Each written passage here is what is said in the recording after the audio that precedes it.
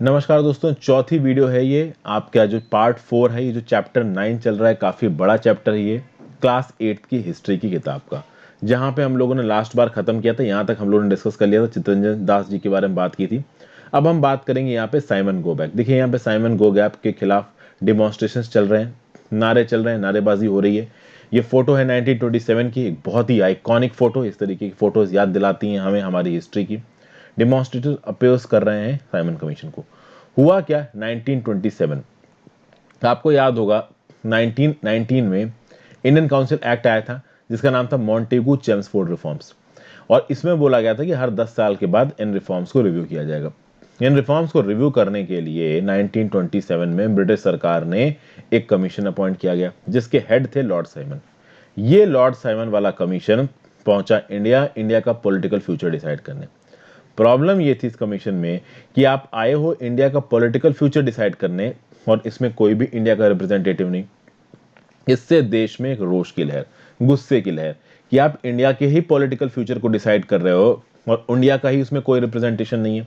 तो जितने भी पॉलिटिकल ग्रुप्स थे इंडिया में, उन्होंने इस कमीशन को बॉयकॉट कर दिया और नारेबाजी से इसका स्वागत किया गया। बोला Simon go back, Simon go back, Simon तुम यहां से निकलो। तो आप देखो यहाँ पे ये जो हमारा डेकेड था 1920 से लेके 1930 का, जो 10 साल का टाइम पीरियड था, ये कैसे खत्म होगा? ये पूर्ण स्वराज रेजोल्यूशन से खत्म होगा। तो यहाँ पे आप लोग एक काम करो दोस्तों, YouTube पे जाओ और आप सर्च मारो साइमन कमीशन मेरे नाम के साथ, हर्षित द्विवेदी के साथ। आपको दो वीडियोस मिल जाएंगे, एक हिंदी में एक इंग्लिश में। मैंने यहाँ पे साइमन कमीशन को पूरा प्रॉपर तरीके से पूरे डिटेल में बता दिया है, तो आप एक बार इस वीडियो को देख लो तो साइमन कमीशन आपको क्लियर हो जाएगा। पूर्ण स्वराज के लिए अगर आपको देखना है तो मेरी सिविल डिसोबीडियंस वाली वीडियो को देख लीजिए, जो कि मैंने आपको पिछली वीडियो में बताया था कि कहाँ पे। तो सिविल डिसोबीडियंस मूवमेंट वाली वीडियो देख लीजिए। साथ साथ Karachi session of Indian national Congress जो 1931 में हुआ था, उसकी वीडियो देख लीजिए। वहां पे मैंने आपको बताया था कि कैसे पूर्ण स्वराज का झंडा फहराया 1929 में, किसकी लीडरशिप के अंदर? जवाहरलाल नेहरू की लीडरशिप के अंदर। और ये जो झंडा फहराया गया उसके बाद 26 जनवरी 1930 को, 26 जनवरी 1930 को इंडिपेंडेंस डे मनाया गया पूरे इंडिया में। हुआ दोस्तों ये था कि हम लोग सेल्फ गवर्नमेंट की डिमांड कर रहे थे ब्रिटिशर्स से, और ब्रिटिशर्स को सुन नहीं रहे थे। तो ब्रिटिशर्स अब कुछ जब सुन ही नहीं रहे हैं तो कुछ ना कुछ तो अलग करना पड़ेगा। तो क्या अलग की जाए? तो भैया महात्मा गांधी जी ने बोला 1 साल का समय। अगर 1 साल का समय में अंदर अंदर, और ये महात्मा गांधी जी ने 1928 के लमसम बोला था कि अगर 1 साल के अंदर अंदर ब्रिटिशर्स ने हमको सेल्फ गवर्नमेंट नहीं दिया तो भैया हम पूर्ण स्वराज की डिमांड करेंगे। और अब आप देखोगे कि भैया 26 जनवरी 1930 को इंडिपेंडेंस डे मनाया गया और पूर्ण स्वराज रेजोल्यूशन पास किया गया जवाहरलाल नेहरू जी की प्रेसिडेंटशिप के अंदर। इसको बोला जाता है, इस रेजोल्यूशन को पास किया गया था Lahore session of Indian national Congress 1929 में। Lahore session of Indian national Congress 1929 में यह भी बोला गया कि राउंड टेबल कॉन्फ्रेंस में हम पार्टिसिपेट नहीं करेंगे। लाहौर कांग्रेस में ही, लाहौर सेशन में यह बोला गया पूर्ण स्वराज रेजोल्यूशन, अब हमको डोमिनियन स्टेटस नहीं चाहिए, हमको कंप्लीट इंडिपेंडेंस चाहिए। और उस समय पे यह डिसाइड किया गया 26 जनवरी 1930 will be the independence day of India. यहां पे भगत सिंह जी के बारे में बात कर लेते हैं। क्या बोला इन्होंने? It takes a loud voice to make the deaf hear. यानी जो बहरे हैं उनको सुनाने के लिए हमें अपनी आवाज ऊंची करनी पड़ेगी। ये भगत सिंह जी की आइकॉनिक फोटो है जो ये अपनी छोटी सी उम्र पे करके चले गए, 23 साल की उम्र पे। वो भैया शायद पूरी जिंदगी में भी आज कभी लोग नहीं कर पाएंगे। इनकलाब जिंदाबाद। रेवोल्यूशनरी नेशनलिस्ट थे भगत सिंह जी, चंद्रशेखर आजाद जी, सुखदेव जी। ये लोग क्या कर रहे थे? ये they were fighting against colonial rule and the rich exploiting classes. इन्होंने क्या किया? पीजेंट्स का, वर्कर्स का एक ग्रुप बनाया। थोड़ी सी इनकी आइडियोलॉजी आप कह सकते हो लेफ्टिस्ट थी, पर उस पर नहीं जाते। इन्होंने फाइंड किया Hindustan socialist republican association 1928, Firoz Shah Kotla, Delhi में। एक्चुअली में इस ऑर्गेनाइजेशन का नाम था पहला हिंदुस्तान रिपब्लिकन एसोसिएशन। 1924 में बना था हिंदुस्तान रिपब्लिकन एसोसिएशन।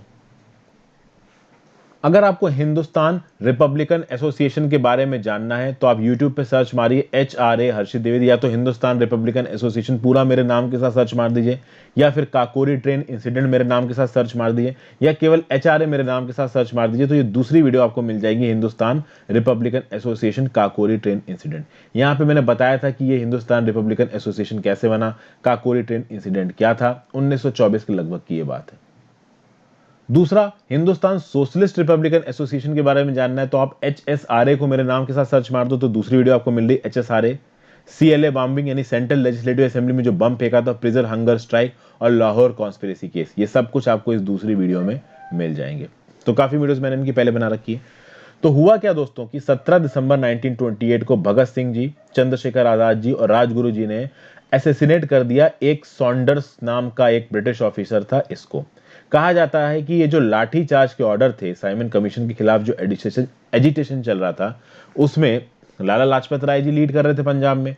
तो जब लाठी चार्ज के ऑर्डर दिए गए, इस लाठी चार्ज में लाला लाजपत राय जी को काफी सारी चोटें लगी और उनकी मृत्यु हो गई। तो ये बोला गया कि ये ब्रूटल जो असॉल्ट था, इसके चक्कर में लाला लाजपत राय जी की मृत्यु हुई है। इस बात पे गुस्सा आ गया इनको और इन तीन लोगों ने मिलकर सॉन्डर्स को उड़ा दिया, मार दिया। 8 अप्रैल 1929 को 1929 को भगत सिंह और बटुकेश्वर दत्त ने एक बम फेंका सेंट्रल लेजिस्लेटिव असेंबली में और इस बम के साथ इन्होंने बहुत सारे लेफलेट्स फेंके। इन लेफलेट्स फेंके में लिखा हुआ था, long live the revolution down with imperialism. Long live the revolution down with imperialism, imperialism की निंदा कर रहे हैं। और साथ साथ इनका सीधा सीधा मतलब था कि it takes loud voice to make the deaf hear, यानी कि इन अंग्रेजों को हम जो कुछ भी बोलना चाहते हैं ये सुन नहीं रहे हैं, तो ये सुनेंगे कहां। ये जो अपना एडमिनिस्ट्रेशन करते हैं सेंट्रल लेजिस्लेटिव काउंसिल में करते हैं, तो वहीं पे बम फेंक दिया इन्होंने। इसलिए आप देखोगे एक्चुअली सेंट्रल लेजिस्लेटिव वाले केस में नहीं, ये जो सॉन्डर्स के मर्डर्स के केस में भगत सिंह, सुखदेव और राजगुरु जी को एग्जीक्यूट कर दिया गया 23 मार्च 1931 को। भगत सिंह जी 23 साल के थे और आपको पता है जब इन तीन लोगों को फांसी पे चढ़ाया जा रहा था, इनके चेहरे पे डर की एक शिकन नहीं थी। बड़े बड़े जो दिग्गज जो रहे ना, बाहुबली टाइप के या फिर आप कह लीजिए जो डिक्टेटर टाइप के रहे, जब भी इनको मारा गया, इनको फांसी चढ़ाया गया, गोली मारी गई, कैपिटल पनिशमेंट दिया गया, सब कांपने लगते हैं। भगत सिंह जी के चेहरे पे एक पैसे का डर नहीं था। तो ये इनके अचीवमेंट्स हैं जो कि बहुत बड़े हैं। पूरी की पूरी जनरेशन और पूरा का पूरा ये जो आज़ाद हिंदुस्तान है, ये इंडेप्टेड है इनकी तरफ। फिर बात करते हैं मार्च टू डांडी। यहाँ पे डांडी मार्च के बारे में बात करेंगे। देखिए, पूर्ण स्वराज जो आना था, इसमें एक बहुत लंबा समय था। पूर्ण स्वराज के लिए भी एक बहुत बड़ी लड़ाई बाकी थी। भले आपने 1929 में बोल दिया कि हमारा जो अब एम है वो पूर्ण स्वराज है, बट इसके लिए अभी बहुत बड़ी लड़ाई की जरूरत थी। और यहाँ पे शुरुआत कैसे की गांधी जी ने, किसके through? By breaking the salt law. Actually में लाहौर सेशन के दौरान ही ये बोल दिया गया कि भैया हमको पूर्ण स्वराज रेजोल्यूशन पास किया गया, मतलब कि अब हमारा एम है कंप्लीट इंडिपेंडेंस। इस कंप्लीट इंडिपेंडेंस के लिए सिविल डिसोबीडियंस मूवमेंट लॉन्च करना था और गांधी जी को कांग्रेस ने बोला कि आप जिस तरीके से भी चाहिए उस तरीके से अपना सिविल डिसोबीडियंस मूवमेंट लॉन्च करिए। और गांधी जी ने डांडी मार्च के थ्रू सिविल डिसोबीडियंस मूवमेंट को लॉन्च करने की शुरुआत की। गांधी जी ने बोला कि स्टेट ने सॉल्ट के मैन्युफैक्चर और सेल के ऊपर मोनोपोली रखी। एक ऐसी चीज जो डेली इंडियंस अपने खाने में खाते हैं, उसके ऊपर इन अंग्रेजों ने मोनोपोली रख रखी है। ये मोनोपोली गलत है।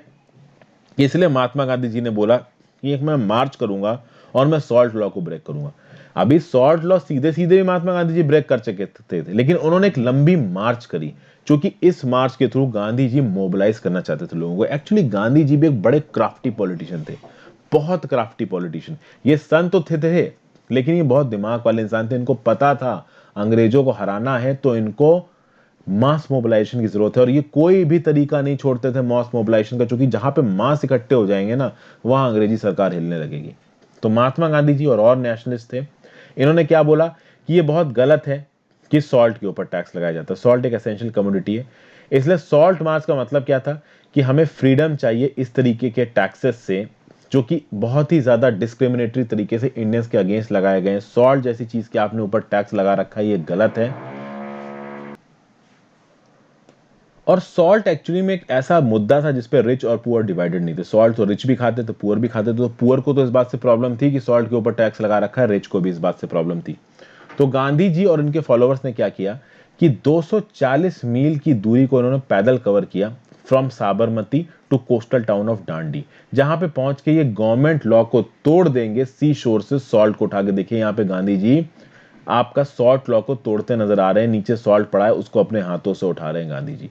तो सू शोर पे सॉल्ट को उठा के, बॉयल करके, सॉल्ट प्रोड्यूस करके गांधी जी ने इस जो आपका सॉल्ट लॉ है इसको तोड़ दिया। इसको बोला जाता है डांडी मार्च, जो कि साबरमती से दांडी में हुई 240 मील की दूरी को यहाँ पे गांधी जी ने कवर किया था। दांडी मार्च के बारे में आपको जानना है, जिसको बोला जाता है सॉल्ट सत्याग्रह, 1930 में हुआ था, जिसके थ्रू सिविल डिसोबीडियंस मूवमेंट की शुरुआत हुई थी। तो आप ये मूवमेंट देख सकते हैं जाके। आप सिविल सॉल्ट सत्याग्रह मेरे नाम के साथ सर्च मार दीजिए, दांडी मार्च मेरे नाम के साथ सर्च मार दीजिए, आपको सॉल्ट सत्याग्रह वाली वीडियो मिल जाएगी। नीचे सिविल डिसोबीडियंस मूवमेंट 1930 की वीडियो भी दे रखी है, आप ये भी देख सकते हैं। तो यहाँ पे आपको नजर आ रहा है iconic photo, Mahatma Gandhi breaking the salt law by picking a lump of natural salt, Dandi 6 April 1930। अभी ये जो एक फ्रीडम मूवमेंट शुरू हो रहा था 1930s में, यहां पे वुमेन के इन्वॉल्वमेंट की बात करते हैं और अंबाबाई जी की बात हो रही कर्नाटका से। भैया अलग अलग बैकग्राउंड से जो वुमेन थी वो नेशनल मूवमेंट में इन्वॉल्व होने के लिए आगे आ रही थी। ये बूढ़ी औरतें भी थी, सिंगल मैरिड सब आती थी, जिसमें रूरल इलाकों में रहने वाली लेडीज, अर्बन इलाकों में रहने वाली लेडीज ये भी थी, कंजर्वेटिव घर की लेडीज, लिबरल घर की लेडीज सब थी। इनका इन्वॉल्वमेंट बहुत इंपॉर्टेंट था फ्रीडम स्ट्रगल में, बहुत इंपॉर्टेंट था वुमेन्स की मूवमेंट के लिए और इनके खुद के लिए बहुत ज्यादा इंपॉर्टेंट था। इंडियन नेशनलिस्ट को भी ये लगा है कि जो वुमेन का पार्टिसिपेशन था नेशनल स्ट्रगल में, ये एक गेम चेंजर था, एक इमेंस फोर्स थी इसमें, और ब्रिटिश ऑफिसर्स ने भी इस बात को माना है। हुआ ये कि जैसे जैसे वुमेन्स ने फ्रीडम मूवमेंट में पार्टिसिपेट किया, ये अपने घरों से बाहर निकली। पहले वो वुमेन जिनको सिर्फ ये देखा जाता है कि बच्चों को खाना दे दो, पिताजी को खाना दे दो, घर वालों का ख्याल रखो, घर के काम करो, वो सब अब घर के बाहर निकल के भैया फ्रीडम स्ट्रगल में पार्टिसिपेट कर रही हैं। और मजाक था क्या फ्रीडम स्ट्रगल में पार्टिसिपेट करना, भाई डंडे खाना है, लाठीचार्ज करती थी पुलिस, डंडे खाने पड़ते थे। ये वुमेन्स खड़े होके मर्दों के साथ डंडे खा रही थी बाहर। इससे पता चला कि एक्चुअली में इनकी कितनी ताकत थी। इनको प्रोफेशंस में भी रिप्रेजेंटेशन मिला, बहुत सारी वुमेन्स ने नौकरियां ली, गवर्नेंस ऑफ इंडिया में चलाने में अपना रोल प्ले किया। कहीं ना कहीं इक्वालिटी विद मेन का जो सिद्धांत था वो यहाँ पे बनता हुआ नजर आ रहा था, उसका एटलीस्ट एक बेस बनता हुआ नजर आ रहा था। ओके, वुमेन ने जो पार्टिसिपेट किया फ्रीडम स्ट्रगल में, इसकी कहानी अंबाबाई जी की, कर्नाटका की थी। इनकी 12 साल की उम्र पे शादी हो गई थी और विडो बन गई है 16 साल की उम्र पे, यानी अनफॉर्चुनेटली 16 साल की उम्र पे इनकी मृत्यु हो गई। 12 साल की बच्ची की शादी और 16 साल में विडो हो जाना, आप समझ ही सकते हैं किस तरीके की मेंटल टॉर्चर से गुजरी होंगी। ये पिकेटिंग में इन्वॉल्व थी फॉरेन क्लॉथ की और लिकर क्रॉप्स की उडुपी में। ये अरेस्ट भी हुई हैं, जेल भी गई हैं, बाद में री अरेस्ट भी हुई हैं। ये प्रिजन टर्म्स भी काटे हैं, प्रिजन टर्म्स के दौरान इन्होंने स्पीचेस दी, लोगों को स्पिनिंग करनी सिखाई। आपको पता है ना महात्मा गांधी जी चरखा को बहुत मानते थे, चरखा उनका सिंबल था। चरखे से वो लोगों को बोलते थे कि खादी बनाओ और खादी के कपड़े पहनो, ये बाहर का कपड़ा इस्तेमाल मत करो। ये लेडीज ये प्रभात फेरी भी कराती थी ऑर्गेनाइज। आप बोलोगे प्रभात फेरी क्या होती है? देखिए, ग्रुपों में म्यूजिकल प्रोसेशन निकलता था। तो एक जगह पे प्रभात फेरी क्या होगी कि एक जगह से म्यूजिकल प्रोफेशन निकला, मतलब म्यूजिकल प्रोसेशन, कुछ लोग गाना बजाते हुए जा रहे हैं, उस गाने के थ्रू लोगों के स्पिरिचुअल एलिमेंट को भी ये लोग टारगेट करते थे और देश की आजादी के लिए लोगों को इंस्पायर करने के लिए भी टारगेट करते थे। ज्यादातर ये जो प्रभात फेरीज थी सुबह सुबह निकाली जाती थी और बहुत सारे लोग इस प्रभात फेरीज के साथ कनेक्ट करते थे। तो यहाँ पे अंबाबाई जी बोल रही थी कि जब ये सेंटेंस दे रही थी, जब ये लिक्कर शॉर्ट को पिकेट कर रही थी, प्रभात फेरी में पार्टिसिपेट कर रही थी, स्पिनिंग सिखा रही थी, स्पीचेस दे रही थी, ये इनकी जिंदगी के सबसे हैप्पीएस्ट डे है, क्योंकि इनकी जिंदगी को एक पर्पस मिला, एक कमिटमेंट मिला। 12 साल की उम्र में शादी, फिर विडो हो जाना, घर वालों की गालियां सुनना, उससे बेटर तो ये है कि फ्रीडम मूवमेंट में पार्टिसिपेट करना। सच में एक बहुत, आप कह सकते हो पर्पस, क्योंकि देखिए उस समय पे जो आदमी हुआ करते थे उनको तो चलो फिर भी पर्पस मिल जाया करता था, बट लेडीज को घर के अंदर दबा के रखा जाता था। तो किसी लेडी के लिए बाहर निकल के नेशनल फ्रीडम स्ट्रगल में पार्टिसिपेट करना, this was a big feet. फिर आप देखोगे वुमेन को काफी लड़ना भी पड़ा अपने राइट को पाने के लिए, ताकि वो फ्रीडम मूवमेंट में पार्टिसिपेट करें। सोचिए ये वुमेन अपने आप को मुसीबत में डालकर फ्रीडम मूवमेंट में पार्टिसिपेट करना चाहती थी और इनको उसमें भी पार्टिसिपेट नहीं करना दिया जाता, मतलब मुसीबत में भी जाने से इनको रोका जाता था। ठीक है, और शुरुआत में तो महात्मा गांधी जी भी इनके पार्टिसिपेशन के अगेंस्ट थे, बट कहीं ना कहीं सरोजिनी नायडू जी ने महात्मा गांधी जी को समझाया और महात्मा गांधी जी बाद में मान गए कि ठीक है भाई, वुमेन का पार्टिसिपेशन होना चाहिए। ये पेरिस की एक फोटो, यहाँ पे आपको महात्मा गांधी जी नजर आ रहे हैं और यहाँ पे आपको सरोजिनी नायडू जी नजर आ रही है। पेरिस की फोटो है ये, महात्मा गांधी जी भी सरोजिनी नायडू, पेरिस 1931। अगर आप बात करो active in the national movement since the early 1920s, Naidu was a significant leader of Dandi March. She was the first Indian woman to become president of Indian National Congress. यानी सरोजनी नायडू जी वो पहली lady थी जो कि Indian national Congress की president बनी, पहली Indian lady. अब आप बताओ पहली वो कौन सी लेडी थी जो इंडियन नेशनल कांग्रेस की प्रेसिडेंट बनेगी? ये पहली इंडियन लेडी का खिताब है, नीचे कमेंट बॉक्स में बताइए। तो ऑब्वियसली बात है, पहली लेडी अगर सरोजनी नायडू से पहले हैं तो वो कोई फॉरेनर होगी। वो कौन थी? अब तक आपको गैस कर लेना चाहिए, मैंने पहले पढ़ा रखा है उनका नाम। आगे बात करते हैं भैया, पीजेंट्स, ट्राइबल्स, वुमेन सबने लार्ज नंबर्स में सिविल डिसोबीडियंस मूवमेंट में पार्टिसिपेट किया। बिजनेस फेडरेशन था, उसने पैम्फलेट छपाए सॉल्ट इशू को लेके, और गवर्नमेंट ने ब्रूटली क्रश करने की कोशिश की इस मूवमेंट को। गवर्नमेंट का तो मतलब था कि भैया जो भी हमारे खिलाफ आवाज उठा रहा है उस आवाज को दबा दो। तो सत्याग्रही के खिलाफ ब्रूटल एक्शन हुआ, हजारों को पकड़ के जेल में डाल दिया गया। लेकिन आप देखोगे कि जब ये मूवमेंट एक लिमिट से आगे जाएगा, हालांकि इन्होंने सिविल डिसोबीडियंस मूवमेंट को दबा दिया और Gandhi ji second round table conference में पार्टिसिपेट करने भी गए थे, बट कहीं ना कहीं ये जो सिविल डिसोबीडियंस मूवमेंट था, ये अंदर से ब्रिटिशर्स को डरा गया था। और फाइनली ब्रिटिशर्स क्या लेके आएंगे, गवर्नमेंट ऑफ इंडिया एक्ट 1935, जिसके थ्रू ये प्रोविंशियल ऑटोनॉमी की बात करेंगे। हालांकि इसमें भी बहुत सारे फ्लॉज थे और इंडियन नेशनल कांग्रेस ने इसको माना नहीं था, बट कहीं ना कहीं इस गवर्नमेंट ऑफ इंडिया एक्ट के अंदर इलेक्शंस अनाउंस किए गए। प्रोविंशियल लेजिस्लेचर्स में इलेक्शन हुए 1937 में, और 11 प्रोविंसेस में से 7 प्रोविंसेस में कांग्रेस की सरकार बनी।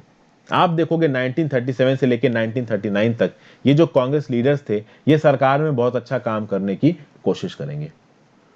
इसके लिए मैंने एक और वीडियो बनाई है, 28 मंथ्स ऑफ कांग्रेस रूल। इसको आप मेरे नाम के साथ सर्च मारिए, आपको वीडियो दिख रही है सामने। What Congress ministries did in 1937 during 28 months rule in Indian freedom struggle. यहाँ पे बताया है कि 1935 में जो 1937 के इलेक्शन हुए, उसमें जीत के कांग्रेस आई, और कांग्रेस ने जीतने के बाद ये 28 महीनों में क्या काम किया, ये सारी मैंने इस वीडियो में कवर कर रखा है, आप इसको देखिए जाके। ओके, फिर आप देखोगे सितंबर 1939 में, 2 साल के बाद भाई आप देखोगे सेकेंड वर्ल्ड वॉर निकल जाएगा। सेकेंड वर्ल्ड वॉर जब ब्रोक आउट होगा तो हिटलर रिस्पॉन्सिबल था सेकेंड वर्ल्ड वॉर के लिए। कांग्रेस लीडर्स हिटलर के आइडियोलॉजी को नहीं मानते थे, लेकिन उन्होंने बोला कि ठीक है, हम आपके ब्रिटिशर्स के वॉर एफर्ट को सपोर्ट करेंगे, बदले में जैसे ही सेकेंड वर्ल्ड वॉर खत्म होगा आप हमारा देश छोड़ के बाहर निकल जाओगे। कांग्रेस, ये ब्रिटिशर्स ने ये मानने से मना कर दिया। जैसे ही ब्रिटिशर्स ने मानने से मना कर दिया, और जैसे ब्रिटिशर्स ने डिक्लेयर किया कि India is a party to second world war, Congress ministries ने रिजाइन कर दिए। लोगों के अंदर गुस्सा कि भैया ये अंग्रेज कौन होते हैं हमको वॉर में ढकेलने वाले, ये रायता तो तुम्हारा फैलाया हुआ है, हमें क्यों उसमें घुसेड़ रहे हो। यहां पे एक और वीर इंडियन की कहानी है। यहां पे आप देखोगे वीर लखन नायक वाज हैंग्ड। बाजी मोहम्मद साहब ये प्रेसिडेंट थे नवरंगपुर कांग्रेस उड़ीसा के। तो बाजी मोहम्मद साहब क्या बोलते हैं, 25 अगस्त 1942 को 19 लोगों की मृत्यु हो गई। पपरंडी नाम की जगह है नवरंगपुर में, वहां पे पुलिस फायरिंग हुई, 19 लोग मर गए। अब आप देखोगे कि बहुत सारे लोग बाद में मरे वाउंड्स की वजह से, 300 लोग इंजर्ड हो गए, हजारों लोगों को जेल में डाल दिया गया। कोरापुट डिस्ट्रिक्ट में बहुत लोगों को गोली मारी गई, एग्जीक्यूट कर दिया गया, और एक लेजेंडरी ट्राइबल लीडर थे वीर लखन नायक, इनको फांसी पे चढ़ा दिया गया। नायक साहब के बारे में बाजी जी क्या बोलते हैं कि ये अपनी मौत से नहीं डरते थे। ये was not worried about being executive, ये बस इस बात से वरीड थे कि मैं अपने देश को आजाद होता नहीं देख पाऊंगा। तो आप देखो ये ऐसी कुछ कहानियां हैं दोस्तों जो ज्यादा लोगों के पास पहुंची नहीं है, बट ये वो वीर लोग हैं जिन्होंने अपने देश के लिए जान दी है। बाजी मोहम्मद साहब ने 20,000 लोगों को मोबिलाइज किया नेशनल स्ट्रगल को ज्वाइन करने के लिए। बहुत सारे सत्याग्रह कराए, प्रोटेस्ट में पार्टिसिपेट किया, सेकेंड वर्ल्ड वॉर के अगेंस्ट प्रोटेस्ट में, क्विट इंडिया मूवमेंट में पार्टिसिपेट किया। बहुत लंबे लंबे समय ये जेलों में भी रहे। अगर आप बात करो प्रोविंशियल ऑटोनॉमी की, तो प्रोविंशियल ऑटोनॉमी का मतलब यह है कि प्रोविंसेस को अपने नियम कानून बनाने की ताकत दी जाए, और वो फेडरेशन के अंदर भी रहे, मतलब टूट के अलग कंट्री ना बना ले, फेडरेशन के अंदर है बट उनके पास अपनी नियम कानून बनाने की ताकत है। यहां पे आप देख सकते हो क्विट इंडिया मूवमेंट के अगेंस्ट जो डिमॉन्स्ट्रेशन चल रहे हैं 1942 में, यहाँ पे पुलिस रिप्रेशन कर रही है। डेमोन्स्ट्रेशन हर जगह, डेमोन्स्ट्रेटर्स हर जगह पुलिस से लड़ रहे थे। यहाँ पे देखिए डेमोन्स्ट्रेटर को नीचे गिरा रखा है गोली मार के। बहुत सारे लोगों को अरेस्ट किया गया, बहुत सारे लोगों को गोली मार दी गई, मर गए। आप यहाँ पे देखोगे, कहोगे शहीद हो गए, मरना तो नहीं बोलना चाहिए। Bose and the INA, Indian national army. ये देखिए भैया revolutionary leader of India Bose साहब, इन्होंने जो कर दिया बहुत लोगों के लिए सोचना भी मुश्किल है। रेडिकल नेशनलिस्ट थे, सोशल लीनिंग्स थी। गांधी जी के अहिंसा के आइडियल्स को ये नहीं मानते थे, बट फिर भी ये गांधी जी के रिस्पेक्ट करते थे, इनको फादर ऑफ द नेशन बोलते थे। जनवरी 1941 में चुपचाप अपने कलकत्ता का घर छोड़ के बोस भाग गए जर्मनी। जर्मनी से सिंगापुर गए, वहां पे इन्होंने आजाद हिंद फौज को आगे बढ़ाया, इंडियन नेशनल आर्मी को। इस आजाद हिंद फौज को इस्तेमाल करके ये इंडिया को फ्री कराना चाहते थे। तो 1944 में ये इंडियन नेशनल आर्मी इम्फाल और कोहिमा के रास्ते इंडिया में घुसने की कोशिश करेगी, लेकिन ये जो अटेम्प्ट है वो फेल हो जाएगा, क्योंकि एंड टाइम पे जापान पीछे खींच लेगा अपने आप को। INA के जो मेंबर्स हैं इनको जेल में डाल दिया जाएगा। ट्राई किया जाएगा, एग्जीक्यूट किया जाएगा। आप देखोगे जब आईएनए के मेंबर्स के खिलाफ ट्रायल चले ना, the famous red fort trials of trial INA, पूरा देश इनकी सपोर्ट में आके खड़ा हुआ, क्योंकि देश जानता था ना कि हमारी देश की आर्मी हमें बचाने के लिए लड़के आ रही है। इसके ऊपर भी दोस्तों मैंने वीडियो बनाई है, देखिए आप आईएनए भी मेरे नाम के साथ सर्च मार देंगे ना, तो यहां आपको दिख रही पहली video, Azad Hind Fauj, Indian national army, formation and role in Indian freedom struggle, इस वीडियो को देख लीजिए। उसके नीचे दोस्तों आपको यहां नजर आ रही है red fort trials, INA trials of Indian national army, इस वीडियो को देख लीजिए। तो ये दो वीडियोस देख लीजिए, आपको पूरा आइडिया लग जाएगा कि क्या हुआ इन ट्रायल्स में। ओके, इंडियन नेशनल आर्मी के बारे में जरूर देखिए दोस्तों। और सुभाष चंद्र बोस जी पे तो मैंने अलग से वीडियो बना रखी है, आप सुभाष चंद्र बोस मेरे नाम के साथ सर्च मारिए, आपको वो वीडियो मिल जाएगी। ये देखिए, ये है वो वीडियो दोस्तों, Subhash Chandra Bose biography and role in Indian freedom struggle. इस वीडियो को देख लीजिए, जाके हिंदी और इंग्लिश दोनों बना रखी है, आपको काफी इंफॉर्मेशन मिल जाएगी सुभाष चंद्र बोस जी के बारे में। फाइनली आते हैं दोस्तों हम लोग क्विट इंडिया मूवमेंट पे। महात्मा गांधी जी ने बोला कि भैया ब्रिटिशर्स के खिलाफ एक मूवमेंट चलाना पड़ेगा ही, तो एक नया फेज ऑफ मूवमेंट शुरू कर दिया गया, और ये सेकेंड वर्ल्ड वॉर के बीच में शुरू कर दिया गया। महात्मा गांधी जी के ऊपर बहुत प्रेशर आ रहा था शुरुआत में। महात्मा गांधी जी जब सेकेंड वर्ल्ड वॉर एक तरफ पे ब्रिटेन लड़ रहा था, उस समय में महात्मा गांधी जी एक फ्रंट नहीं खोलना चाहते थे ब्रिटिशर्स के अगेंस्ट, लेकिन महात्मा गांधी जी मजबूर हो गए, ब्रिटिशर्स बिल्कुल कुछ मानने को तैयार ही नहीं थे। यहां पे महात्मा गांधी जी ने कॉल दी क्विट इंडिया मूवमेंट की। क्विट इंडिया मूवमेंट के बारे में अगर जानना है तो मेरे नाम के साथ क्विट इंडिया मूवमेंट सर्च मारिए, आपको ये वीडियो मिल जाएगी, quit India movement 1942, Hindi English दोनों में आप देख सकते हो। और उसी के पैरेलल उससे थोड़ा पहले क्रिप्स मिशन आया था, इसकी वीडियो भी देख लीजिए 1942 की, आपको काफी कुछ जानने को यहाँ पे मिल जाएगा। ये बहुत इंपॉर्टेंट वीडियो है, क्विट इंडिया मूवमेंट वाली वीडियो ऑलरेडी 50,000 से ज्यादा लोग देख चुके हैं, तो हो सकता है आप में से बहुत सारे लोग होंगे जो वो वीडियो ऑलरेडी देख चुके होंगे। यहां पे गांधी जी ने बोला क्विट इंडिया मूवमेंट की कॉल देते वक्त कि अब ये समय आ गया है कि इन ब्रिटिशर्स को बाहर निकलना है, और अब डू और डाई, या तो आप एफर्ट करके इन ब्रिटिशर्स को बाहर निकालो या इस एफर्ट में मर जाओ। जैसे ही भैया ये मूवमेंट शुरू हुआ, और गांधी जी ने बोला था कि ये मूवमेंट नॉन वायलेंटली होना चाहिए, वायलेंस नहीं होना चाहिए, गांधी जी और बाकी लीडर्स को तुरंत उठा के जेल में डाल दिया गया। लेकिन गांधी जी तो जेल में चले गए, जो बाकी लीडर्स थे, जो यूथ थे, जो पीजेंट्स थे, वो सड़कों पर उतर आए। भैया जितने भी स्टेट अथॉरिटी के कम्युनिकेशंस थे, सिंबल्स थे, सब पे अटैक हुए। हर जगह पे लोगों ने अपनी पैरेलल गवर्नमेंट एस्टैब्लिश कर ली, अपनी अपनी ओन गवर्नमेंट सेटअप एस्टैब्लिश कर ली, और भैया ब्रिटिशर्स का सीवियर रिप्रेशन आएगा। 90,000 लोगों को अरेस्ट कर लिया जाएगा 1943 तक, 1,000 लोग पुलिस फायरिंग में मारे जाएंगे, 1943 है ये। भैया एयरप्लेन से मशीन गन से गोलियां चला रहे थे क्राउड्स को मारने के लिए ब्रिटिश राज वाले, इतना परेशान हो गए। मतलब इस क्विट इंडिया मूवमेंट ने ब्रिटिशर्स को उनकी औकात दिखा दी। भैया ब्रिटिश राज अपने घुटनों पे आ गया इस क्विट इंडिया मूवमेंट के बाद। अगली वीडियो में हम लोग कंटिन्यू करेंगे टुवर्ड्स इंडिपेंडेंस एंड पार्टीशन।